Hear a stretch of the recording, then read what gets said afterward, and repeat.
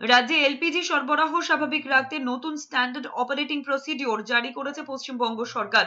রান্নার গ্যাসের সরবরাহ এবং বন্টন ব্যবস্থা আরো সুসংগঠিত করতে এই নির্দেশিকা প্রকাশ করা হয়েছে। সরকারি সূত্রে জানা গিয়েছে, এলপিজি গ্যাস সাধারণ মানুষের দৈনন্দিন জীবনের অত্যন্ত গুরুত্বপূর্ণ উপাদান। পাশাপাশি হাসপাতাল, স্কুল, ছাত্রাবাস, অঙ্গনওয়াড়ি কেন্দ্র, আইসিডিএস পরিষেবা এবং সংশোধনাগারের মতো একাধিক প্রতিষ্ঠানে রান্নার কাজে এলপিজির উপর নির্ভরতা রয়েছে। ফলে সরবরাহে কোনো বিঘ্ন ঘটলে সাধারণ মানুষের পাশাপাশি পরিষেবামূলক প্রতিষ্ঠানগুলিও সমস্যার মুখে পড়তে পারে।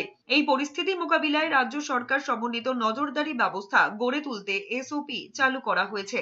এদিকে ভবানীপুর বিধানসভা কেন্দ্রের অন্তর্গত ইকবালপুরে ইফতারে যোগ দিয়েছেন মুখ্যমন্ত্রী মমতা বন্দ্যোপাধ্যায়। ভবানীপুর বিধানসভা কেন্দ্রের অন্তর্ভুক্ত 57 নম্বর ওয়ার্ডের নবাব আলী পার্কে বসে দাওয়াতে ইফতার মেহফিল, যেখানে প্রধান অতিথি ছিলেন মুখ্যমন্ত্রী মমতা বন্দ্যোপাধ্যায়।